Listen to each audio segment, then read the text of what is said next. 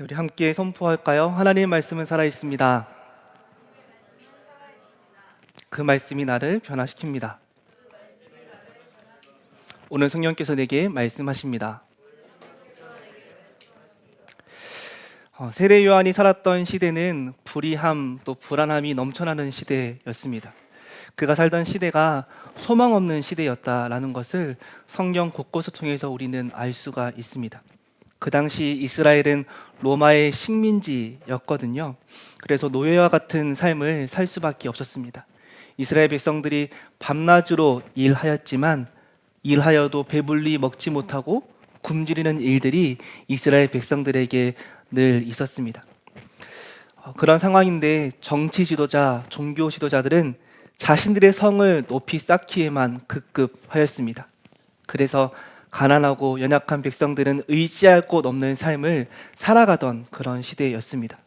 심지어 같은 동족이었던 세리와 군인들은 가난한 동족을 갈취하고 폭력을 일삼았습니다. 제가 몇 년 전에 선 오브 갓이라는 영화를 보았는데요. 그 영화에서 가장 인상에 남는 장면은 인트로 부분이었습니다. 이 인트로는 이렇게 시작해요. 로마로부터 임명을 받은 총독이 수많은 호위무사를 거느리고 이 로마의 명을 받고 이스라엘을 다스리기 위해서 화려한 마차를 타고 이스라엘로 들어옵니다. 이런 외딴길, 좁은 길로 들어서는데요. 그 길 한가운데 허름한 마차가 있는 거예요. 그 마차 위에는 마치 피난 가는 것처럼 수많은 짐들이 쌓아 올려져 있고 그 위에 어린아이가 타고 있었고 그 옆에는 아버지가 고장난 수레의 바퀴를 고치기 위해서 안간힘을 쓰는 모습이 비어졌습니다. 그런데 그 순간 로마 총독의 마차가 멈춘 그 순간 호위 군사들이 그 마차로 달려가더니 허름한 그 마차를 하나 둘 하면서 낭떠러지로 밀어버리고 다시 제자리로 돌아와서 아무 일 없었다는 듯이 총독의 마차를 끌고 가는 것을 보게 됐습니다. 낭떠러지 옆에 있는 허름한 그 마차는 산산조각 나 있고 피투성이가 된 아이는 그 옆에 쓰러져 있고 부모가 울고 있는 장면이 그 영화의 처음 인트로 부분이었습니다. 당시의 시대 상황을 잘 보여주는 장면이 아닐까라는 생각이 들었고 아직까지도 그 영화 가운데 인트로 장면이 제게 가장 기억에 남습니다. 억압, 압제, 폭력 속에서 이스라엘 백성들은 메시아를 소망하고 갈망했었지요. 그런 시대였는데 한편으로 로마 시대는 가장 문명적으로 화려한 시대였습니다. 로마 황제는 군사력으로 세계를 통일했고 철학, 문학, 예술, 음악이 꽃을 피던 시기였습니다. 화려한 연회, 탁월한 철학, 아름다운 예술이 넘쳐나는 시대였습니다. 그리고 로마 황제를 정점으로 하여서 로마 황제처럼 능력 있고 강한 자가 되기 위해서 모든 사람이 질주하던 그런 힘 있는 시대였던 거죠. 이 로마 제국의 철학, 군사력, 예술, 문학 이 모든 것들은 그 어떤 시대보다 월등히 앞섰습니다. 세상에 탁월함이 넘쳐나는 시대였는데요. 역설적이게 대다수의 사람들은 죽음, 가난, 영적인 궁핍함에 매달려 살았습니다. 그러니까 가장 화려했던 그 시대, 동시에 가장 영적으로 어둡고 가난했던 그때 이스라엘의 메시아가 오셨다라고 성경은 우리에게 알려주고 있습니다. 우리가 이 시대 상황을 잘 알았다면 조금 의아했을 수도 있어요. 왜냐하면 로마 황제로 대표되는 탁월함이 가장 중요한 가치였던 시대였거든요. 그런데 이 땅에 메시아로 오신 예수님의 모습은 너무나 초라한 모습이었습니다. 가장 연약한 가정의 아들로 가장 가난한 자들의 집으로 이 땅에 오셨습니다. 예수 그리스도의 탄생부터요, 성경은 우리에게 확실하게 알려주고 있는 거예요. 우리가 믿는 신앙은 이 땅에서 추앙하는 힘과 계급의 가치, 탁월함의 우상을 따르지 않는다는 것을 예수님의 초림부터 우리에게 분명하게 알려주고 있습니다. 성경은 로마 제국의 가장 화려하고 탁월함의 시대 가운데 가장 연약한 자리에 가장 작은 모습으로 이 땅에 오신 하나님을 믿는 믿음, 그것이 우리의 신앙이다 라고 복음의 시작부터 그 신앙을 우리에게 알려주고 있습니다. 이 어두운 시대 가운데 세례자 요한이 광야에 외치는 소리가 되어서 사람들에게 회개를 선포하며 세례를 주었습니다. 오늘 본문에 보면 세례받기 위해 나오는 무리들에게 세례 요한은 독사의 자식들아 라고 욕설을 합니다. 종교적 참여를 하기 위해서 자발적으로 먼 길을 오는 이들에게 세례 요한은 이렇게 말해요. 너희들이 아브라함 자손이라고 구원을 받는다 생각하지 말라. 하나님은 이 돌들로도 자손들을 만들 수가 있다. 이미 도끼가 나무 뿌리 앞에 놓여 있다. 좋은 열매를 맺지 아니하는 나무는 불에 던질 것이다 라고 말합니다. 그 무서운 말을 듣고 무리들이 물어요. 그러면 우리는 어떻게 해야 합니까? 라고 말합니다. 그러자 세례자 요한은 이렇게 말합니다. 옷 두 벌 있는 자는 나누어 주고 먹을 것도 그렇게 하라. 많이 온 무리 가운데 세리들도 있었나 봐요. 세리들이 물어요. 우리는 어떻게 해야 합니까? 그러자 세례자 요한이 말합니다. 부과된 것들만 거두고 착복하지 말라. 또 무리들 가운데 군인들이 있었나 봐요. 군인들이 묻습니다. 우리는 무엇을 해야 합니까? 세례자 요한이 말합니다. 사람들을 강탈하지 말고 받는 급료로 족한 줄 알아라 라고 말합니다. 로마 제국, 탁월함이 우상이 된 시대 속에서 더 많이 가지기 위해, 더 높은 권력을 가지기 위해서 모두가 달려들고 뛰어가는 시대 가운데 하나님의 백성들은 달라야 한다라는 것을 세례자 요한이 예수님의 앞길을 준비하며 외쳤습니다. 모든 세리들이 동족을 착복하고 세금을 더 거두어서 자신들의 배를 불릴지라도 하나님의 백성은 삶의 행태가 달라야 한다라고 구체적으로 가르칩니다.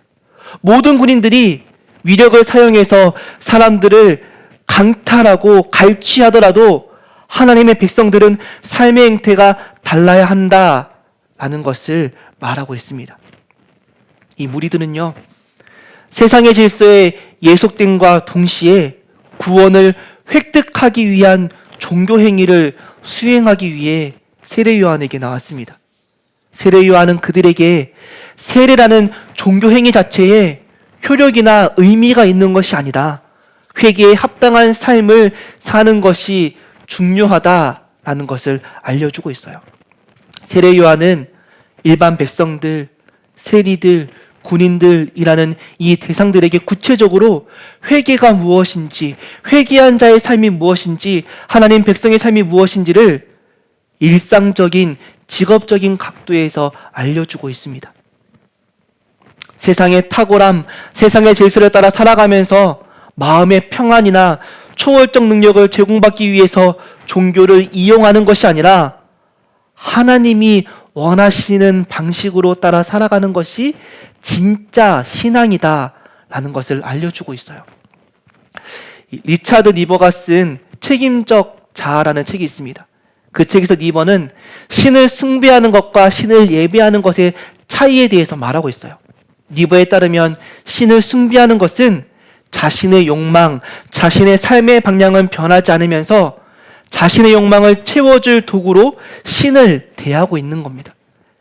이렇게 신을 숭배할 때 사람들은 신을 조종하기 위해서 때로는 어르고, 때로는 협박하고, 때로는 윽박지릅니다.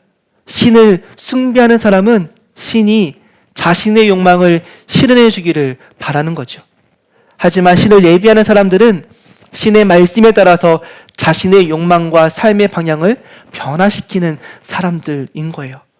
신을 예배하는 사람들에게 신은 욕망을 실현시켜주는 초월적인 도구가 아니라 인격적인 닮음의 대상이며 상호 침투적인 하나됨을 이루어간다라고 말하고 있습니다. 가장 어두운 시기에 가장 낮은 곳으로 오신 예수님을 통해서 우리의 삶이 어떤지 돌아보기를 원합니다. 혹시 우리는 어지럽고 두려운 세상 속에서 종교적 의무를 수행하면서 최선을 다해 살아간다 여기지만 여전히 로마 황제로 대표되는 탁월함의 우상을 쫓아 살아가고 있는 건 아닌지 돌아보기를 원해요. 구원을 위한 종교 행위에는 목말라 하지만 가장 낮은 자리에 오신 하나님을 믿는 믿음과 그에 합당한 삶이 우리에게 있는지 돌아보기를 원합니다. 일상에서 우리가 가장 낮은 곳으로 오신 하나님을 올바르게 깨닫고 믿지 않으면 그 어떤 종교 행위도 우리에게 능력을 주지 못한다라고 성경은 알려주고 있어요. 세상의 탁월함은 우리에게 생명을 가져다 주지 못합니다. 세상의 힘과 기급은 우리를 만족해 하지 못합니다. 오히려 힘을 가지면 가질수록 나 자신을 더욱더 메마르게 하고 우리의 영혼을 공고하게 하고 불안함으로 몰아가는 거예요. 종교 행위에 목말라 하면서 세상의 탁월함을 쫓아 살아가지만 정작 우리의 영혼은 가난하고 핍절한 삶을 살고 있다면 우리는 어떤 삶을 살아야 할까? 단순히 세례 요한이 우리에게 말한 것처럼 옷이 2벌 있으면 1벌을 주고 다른 사람을 속이지 않고 다른 사람에게 먹을 것을 나누어 주는 악행하지 않는 삶을 살면 될까? 오늘 말씀에 그 답이 있습니다. 9절에 보면 좋은 열매를 맺지 아니하는 나무, 이 나무는 불태워진다라고 말해요. 이 말은 우리는 좋은 열매를 맺어야 한다라는 겁니다. 좋은 열매를 맺으려면 어떻게 해야 되죠? 마태복음 7장 17절에 이렇게 나옵니다. 이와 같이 좋은 나무마다 아름다운 열매를 맺고 못된 나무가 나쁜 열매를 맺나니, 좋은 열매를 맺는 방법은요, 좋은 나무가 되는 거예요. 좋은 나무가 되면 좋은 열매가 나타난다라고 마태복음에 기록되어 있습니다. 여러분, 좋은 나무가 되기 위해서 어떻게 해야 될까? 성경에 그 해답이 분명하게 있습니다. 요한복음 15장에 이렇게 있어요. 나는 포도나무요 너희는 가지라. 그가 내 안에 내가 그 안에 거하면 사람이 열매를 많이 맺나니 나를 떠나서는 너희가 아무것도 할 수 없습니다. 우리가 그리스도 안에 거할 때, 우리가 그리스도를 주님으로 고백할 때, 가장 낮은 자리에 오신 하나님을 우리가 믿음으로 고백하고 그분의 삶의 방식에 순종을 이어나갈 때, 그때 우리는 좋은 나무가 되고 좋은 나무에 좋은 열매가 맺힌다라는 사실을 성경은 알려주고 있습니다. 사랑하는 여러분, 세상의 탁월함이 아니라 그리스도의 탁월함을 사모하십시오. 성경은 하나님께서 세상에 미련한 것들을 택하사 지혜 있는 자들을 부끄럽게 하시려고 세상의 약한 것들을 택하사 강한 것들을 부끄럽게 하려 하시며 라고 말합니다. 성경은 십자가에 달린 가장 연약한 자가 장사 지낸 바 되셨다가 성경대로 사흘 만에 살아나사 부활 승천하셔서 하나님 보좌 우편에서 우리의 주님이 되셨다라고 증언하고 있습니다. 성경은 모든 골짜기가 메워지고 모든 산과 작은 산이 낮아지고 굽은 것이 곧아지고 험한 길이 평탄하여질 것이다 라는 하나님 나라의 질서를 우리에게 보여주고 있습니다. 예수 그리스도 안에 거하지 않은 인생은요, 아무리 탁월해 보이는 삶을 살지라도 그의 영혼과 그의 삶은 어둡고 핍절할 수밖에 없습니다. 하지만 예수님을 알고 따르는 이들은 어떤 상황 속에서도 풍요롭고 소망하는 삶을 살아갈 수가 있는 거예요. 성경은 우리에게 끊임없이 그러한 신앙의 진리를 알려주고 있습니다. 세상에서는 승자가 될 수 있지만 하나님 나라의 패자가 될 수도 있다는 사실을 두려운 마음으로 기억하십시오. 여러분, 진짜 승리는 내가 높아지는 것이 아니라 하나님께서 높이실 때 우리에게 주어지는 것이다 라는 것을 기억하는 것이 진리입니다. 내가 높아지는 고지가 아니라 하나님께서 높여주시는 곳이 고지다 라는 것을 기억하며 우리에게 허락하신 삶의 자리에서 그리스도의 제자로 살아가기를 멈추지 마십시오. 하나님 나라는요, 가장 연약한 자리에 오신 예수 그리스도로 인해서 구체화되었고 시작되었습니다. 당시 이스라엘은요, 가장 강력하고 탁월한 군사적, 정치적 메시아를 원했거든요. 하지만 하나님은 가장 낮은 마국간에 가장 연약한 어린 아기를 통해서 하나님 나라를 이 땅에 시작하셨습니다. 사람들은 그 작은 아기를 보고 실망했을 수도 있어요. 하지만 분명한 것은요, 그리스도께서 사람으로 오심으로 하나님의 나라가 우리의 눈에 보이기 시작했다라는 거예요. 대림절 기간입니다. 기다릴 만한 가치가 있는 어떤 일, 그 일이 우리의 삶에 일어날 것을 기대하고 소망하면 좋겠습니다. 하나님 나라는요, 기다림 가운데 시작되고 채워지고 있었고 구체화되고 우리에게 보여지기 시작했던 겁니다. 아주 작고 연약했지만 기다림을 통해 하나님 말씀을 믿는 사람들의 기다림을 통해서 충만해지고 실현되어졌다라는 거예요. 베들레헴 마곡간의 어린 아이를 통해 드러난 복음은 이새의 줄기에 난 작은 싹에 불과했지만 분명한 하나님의 나라였다라는 겁니다. 누가복음 13장에서도 하나님의 나라는 겨자씨 하나와 같다라고 말해요. 작은 겨자씨를 비유하면서 그것이 하나님의 나라다라고 가르칩니다. 성경은 우리에게 알려주고 있어요. 씨앗에서 가장 중요한 것은 씨앗의 크기가 아니라 그 안에 생명력이 있느냐 없느냐라는 겁니다. 아주 작아 보여도 그 안에 생명이 있으면 그것은 자라고 나무가 되고 공중의 새들이 깃들이는 큰 나무로 성장합니다. 2000년 전 베들레헴에 오신 작은 아기에서, 그리고 겨자씨 비유에서 우리는 하나님 나라의 비밀을 붙잡을 수가 있습니다. 우리에게 주어진 이 복음의 씨앗은 하나님 나라의 생명력이 있습니다. 반드시 뿌리 내리고 큰 나무가 되는 하나님의 말씀입니다.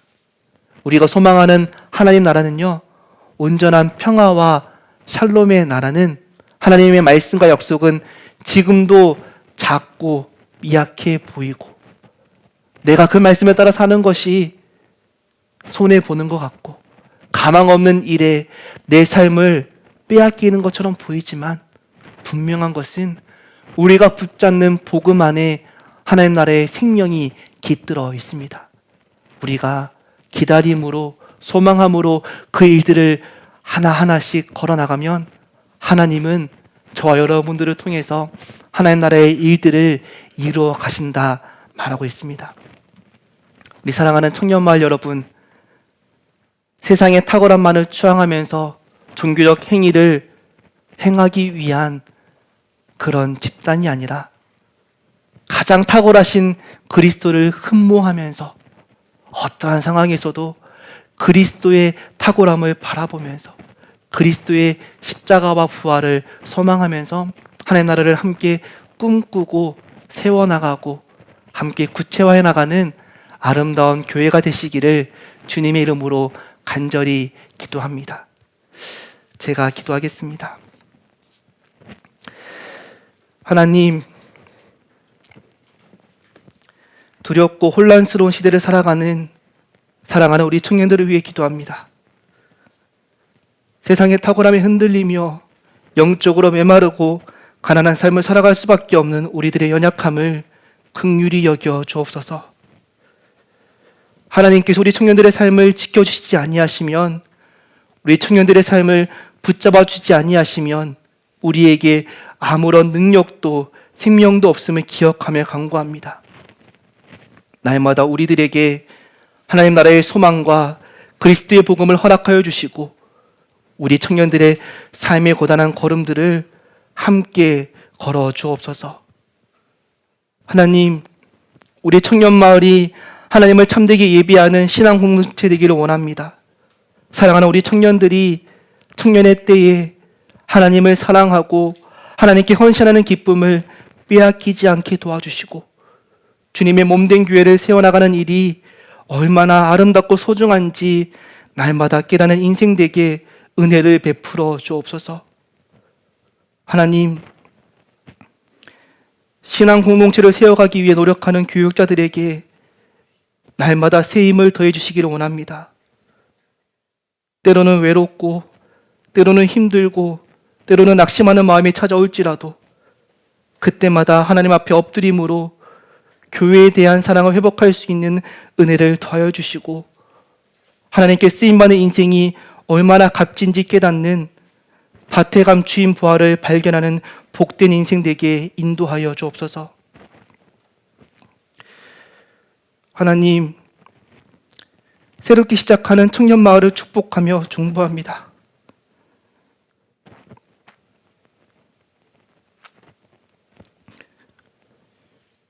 그리스도의 복음이 드러나는 신앙 공동체, 말씀을 사랑하며 말씀을 살아내기 위해 분투하고 격려하고 도전하는 제자 공동체, 힘들고 지쳐있는 서로에게 하나님의 온기를 전하는 사랑과 소망의 공동체, 우리만을 위한 이기적인 모임이 아니라 세상을 위한 제사장 나라로 쓰임받는 청년 공동체, 세상을 비추는 영성으로 날마다 성숙하고 성장할 수 있도록 은혜를 더하여 주옵소서.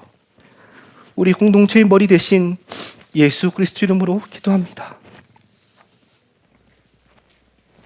여러분, 이제 평안한 마음으로 삶의 자리로 돌아가십시오. 믿음의 사람들이 되십시오.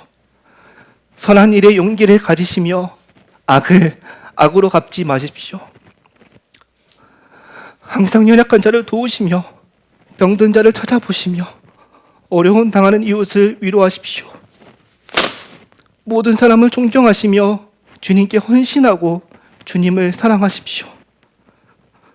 모든 일에 믿음과 사랑으로 행하시며 어떤 일에도 소망을 포기하지 마십시오.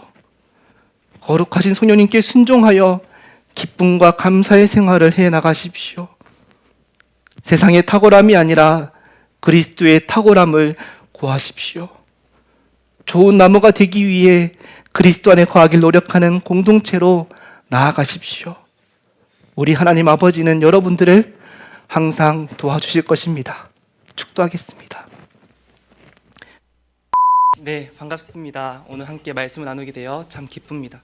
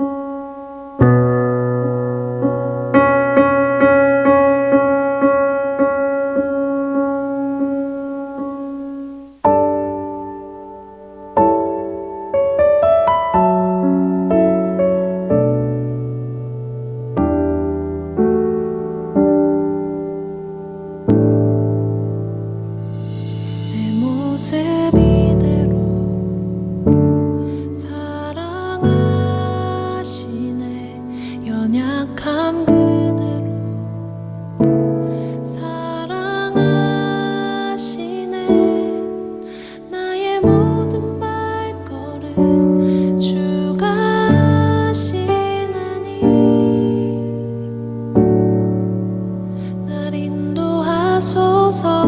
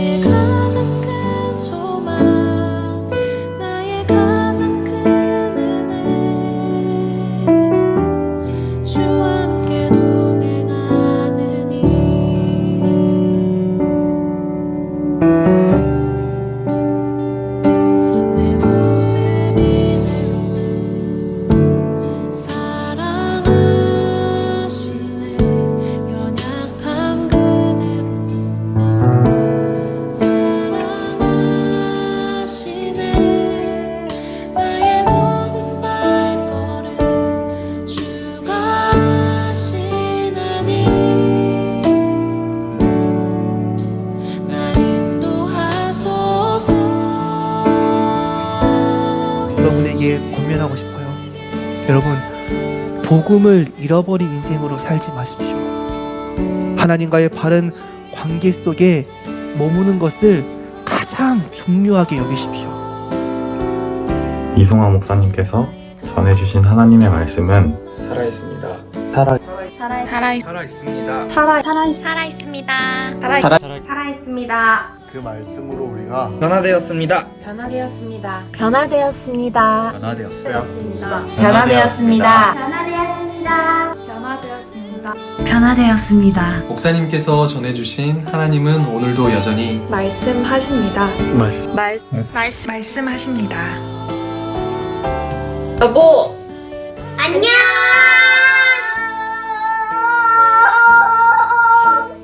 여보, 그동안 청년부 사역하느라 진짜 고생 많았어. 윤호가 태어났을 때 처음 청년 사역을 시작했던 것 같은데 벌써 1학년인 걸 보면 진짜 오랜 시간 동안 청년들이랑 함께했네. 청년 사역할 때 어떨 땐 우리 가족보다 청년들 먼저 생각하는 것 같아서 속상할 때도 있었지만 늘 섬기는 당신 모습 보면서 나도 많이 배웠어. 청년들이랑 헤어지는 거 아쉬움이 많이 남겠지만 교구에서도 지금처럼 열심히 사역하세요. 나도 옆에서 힘 닿는 대로 열심히 돕도록 노력할게. 진짜 수고 많았어. 아빠 축하해. 아빠 아빠 최고야. 안녕. 안녕. 감사합니다. 사랑합니다. 감사합니다. 사랑합니다. 감사합니다. 사랑합니다. 사랑합니다. 감사합니다. 사랑합니다. 여러분에게 권면하고 싶어요. 여러분, 복음을 잃어버린 인생으로 살지 마십시오. 하나님과의 바른 관계 속에 머무는 것을 가장 중요하게 여기십시오.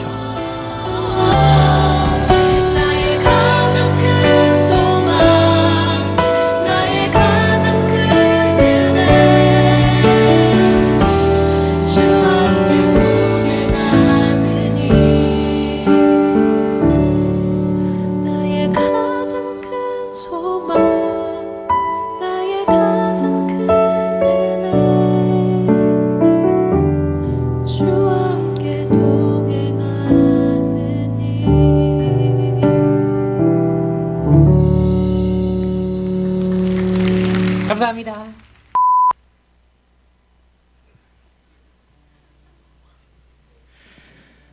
감사패 이송학 결과를 말할 때도 과정을 감정 깨졌잖아요. 감사패 이송학 결과를 말할 때도 과정을 기억했고 성과를 외칠 때도 의미에 충실했고 숫자가 보일 때도 열심히 순수했던 사역자 이송학을 기억하며 지난 9년간 한결같은 성실함과 따뜻함으로 노푸튼 광석교회 청년마을 공동체를 섬겨주신 목사님께 존경과 사랑의 마음을 담아 이 패를 드립니다. 2020년 12월 20일 노푸튼 광석교회 청년마을 일동.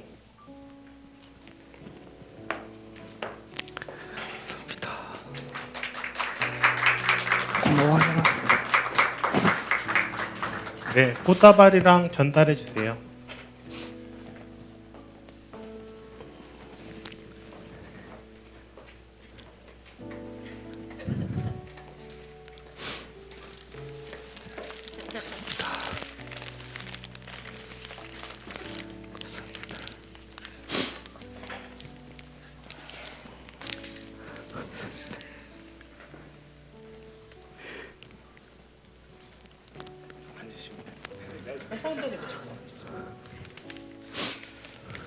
네, 소감 한 말씀 해주십시오.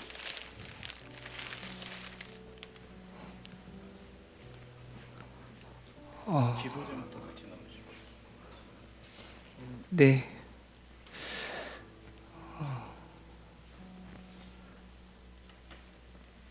어제 운영위원들한테도 마음을 나눴는데요. 청년마을 사역을 올해까지 할 수 있다는 사실을 몇 달 전에 듣고 혼자 참 많은 시간들을 이별을 준비하면서 보냈습니다. 그만큼 제게 청년마을이 큰 존재였다는 것을 지난 몇 달간 더 이렇게 깨닫게 되었고요. 그래서 마지막에 담담하게 잘할 줄 알았는데 정 떠나는 마음이 많이 아쉽고 또 많이 슬픈 마음입니다. 여러분들이 제게 진짜 지난 시간 동안 가장 친한 친구였고 좋은 스승이었고 한 몸 이루는 지체였다는 사실을 깨닫게 되었는데요. 앞으로 여러분께 받은 이 사랑 제가 기억하고 힘내서 열심히 맡겨진 사역을 잘 감당하도록 그렇게 노력하겠습니다. 그리고 혹시 제가 부족함 때문에 여러분들 마음에 좀 상처가 있다면 용서해 주시고 또 잘할 수 있도록 응원해 주시면 감사하겠습니다. 네. 기도 제목. 사실 저 지금 제 기도 제목보다 청년마을이 더 잘 되면 좋겠다 이 기도 제목인데요. 개인적으로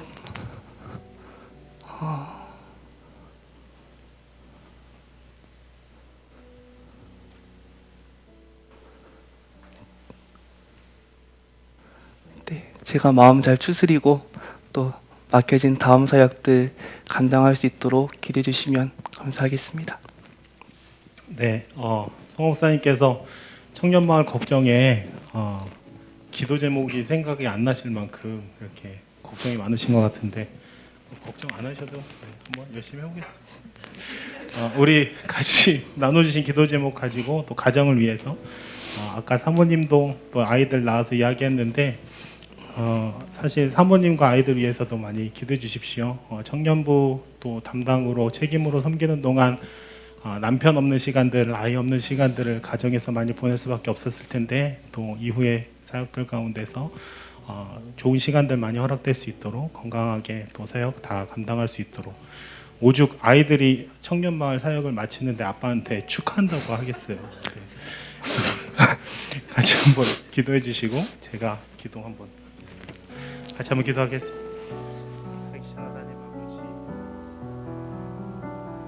살아계신 하나님 아버지,